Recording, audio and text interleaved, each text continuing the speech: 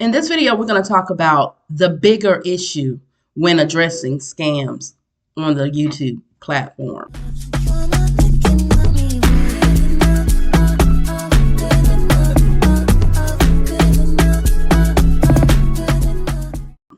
I think we look at the individual on what they're doing as one aspect of the problem of scammers on YouTube, but we don't look at the bigger picture as to why it continues to happen time and time again, even though it's being pointed out about what is taking place, what is happening to people, and the outcomes that it has. Well, I'm going to say the biggest issue to last, but I'm going to address some of the key pointers of why it is happening, and it continues to happen. Well, my number one reason as to why this is happening and continuing to happen is because of people. People allow this to happen because of either their vulnerability, their gullibility, their unknowing, the lack of knowledge, and their wanting to get attention and wanting to be recognized. So therefore, it is fed into the system. It literally takes it over like wildfire. You know how a small fire starts in a forest or on a street, and because it attached itself to something else, it continued to burn. And so that small fire started off as a little problem, but escalated into a whole forest being burnt down, houses being damaged, people losing lives. It escalates. It evolves from one problem to the next. So in order for you to address the whole issue, you have to be willing to look at all factors, all aspects of why does this continue to happen? Why do it just happen from one scam to the next, one person to the next? What is really the underlying issue as to it even starting to begin with, right? And the number one, I do truly believe, outside of the biggest factor, is the people. So I guess this would technically be number two, because number one, we're getting to that, right? The next reason I feel like it continues to happen because people tend to play both sides of the fence. You have people who initiate stuff or want stuff to continue going on because they simply like drama. Right? It's not about they're trying to help people. You could tell people who genuinely want to help people versus someone who's just saying stuff to escalate the issues. And I have seen that throughout the platform, even in the comments when people talk to you about certain things. I've experienced that on lives. You're not really worried about the truth. You're worried about how could you spark more drama from what's going on. You're not even concerned about whether or not somebody's being taken advantage of or not. You just solely want to create another topic to talk about instead of truly helping individuals. And that's where you not only have to be able to recognize the scam, but recognize the instigators as well. So those ones that play both sides of the fence, they encourage the scam, but then turn around and they bash the person that's doing it as well. You can't do both. You got to pick a side. You got to either say what they're doing is wrong or what they're doing you agree with.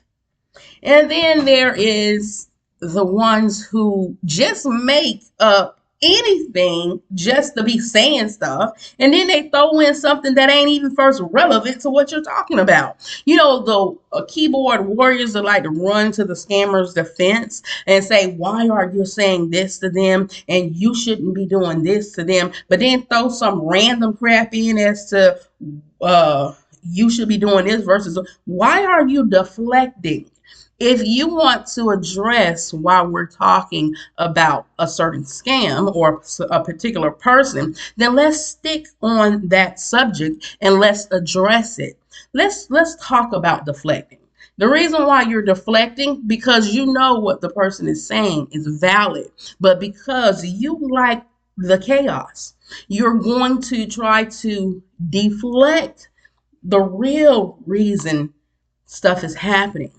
Okay, you're on it. That's called just simply being an instigator to deflection of drama. Right. So you have to know what is happening and you have to address those, because those things that happen like that escalate the scam. Those particular things are like the fire that started off as a small flame that destroyed a whole city or a whole forest or a whole town.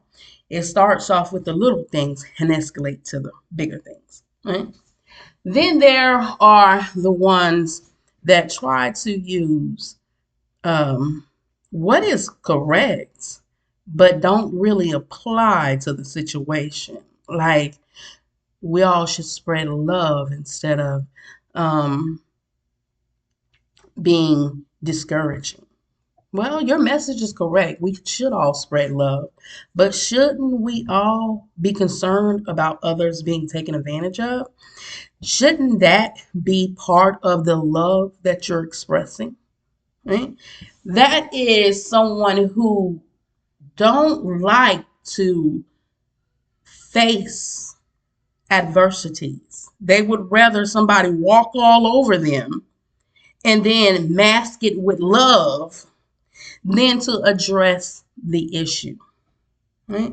A lot of those people that I just described would also say that a person is hating on someone when in fact all they're doing is educating others and possibly even trying to give the person that's scamming a way out of stopping the scam. But these group of people allow the scamming to continue because of something they're dealing with within themselves.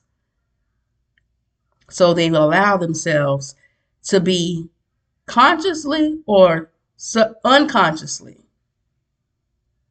blinded by the truth, from the truth. Not by the truth, but from the truth. Right? And so, therefore, you have to look at each situation, each response, each factor into whatever it is that's going on to see what is the bigger picture going on in the situation that's being addressed. For some, what I just said probably just completely went over your head as to what is she saying. And then for others who are truly aware of how to discern a situation, how to address a situation, and know when somebody's giving you a whole bunch of bull, they caught it right away. So that leads me to the biggest problem of them all is, why is it allowed in the first place? Right? So typically when the authorities find out that something is wrong or something is hurting the people or somebody is taking advantage of the people, they address it right away. Right? And they either arrest the person and or try to charge them with a crime and then take them to the jurisdiction system in order to figure out what's right or what's wrong. But whatever is going on is temporarily shut down because we need to investigate, right? And so On this particular platform, a lot of people give up in various different ways. They give up on their channel before it really takes off the way it needs to take off. They give up on their situation because they feel like all hope is gone.